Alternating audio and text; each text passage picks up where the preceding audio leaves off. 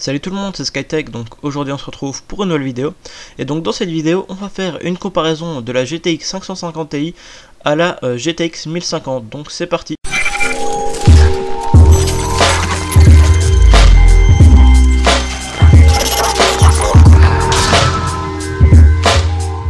Donc comme je l'ai dit dans l'intro, dans cette vidéo, on va faire une comparaison de deux cartes graphiques.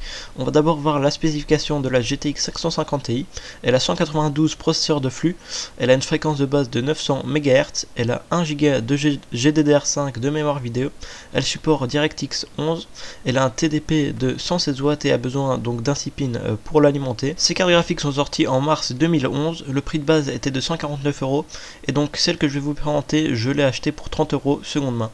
Donc maintenant si on regarde la GTX 1050, on peut voir qu'elle a 640 processeurs de flux, elle a une fréquence de base de 1354 MHz, elle a 2 Go de GDDR5 de mémoire vidéo, elle supporte DirectX 12, elle a un TDP de 71 Watts et donc est alimentée par le port PCI Express et les prix sont environ 125 €. Donc maintenant on va passer au benchmark. Pour le benchmark, on va commencer avec Cinebench R15.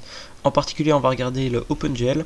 La GTX 550 Ti a réussi à avoir une moyenne de 36 fps et la GTX 1050 a réussi à avoir une moyenne de 57 fps. Après ça, on a Unengine Heaven avec les settings 1080p en graphisme haut. La GTX 550 Ti a réussi à avoir une moyenne de 23 fps et un score de 588. La GTX 1050, elle a réussi à avoir une moyenne de 59 fps et un score de 1503. Pour le premier jeu, on va commencer avec League of Legends, avec les graphismes en très haut et résolution 1080p. La GTX 550 Ti a réussi à avoir une moyenne de 85 fps et la GTX 1050 a réussi à avoir une moyenne de 93 fps. Après ça, nous avons Minecraft avec les graphismes en moyen et une résolution de 1080p. La GTX 550 Ti a réussi à avoir une moyenne de 143 fps et la GTX 1050 a réussi à avoir une moyenne de 194 fps. Et donc pour le dernier jeu, nous avons Call of Duty World at War en graphisme très haut, résolution 1080p. La GTX 550 Ti a réussi à avoir une moyenne de 51 fps et la GTX 1050 a réussi à avoir une moyenne de 64 fps.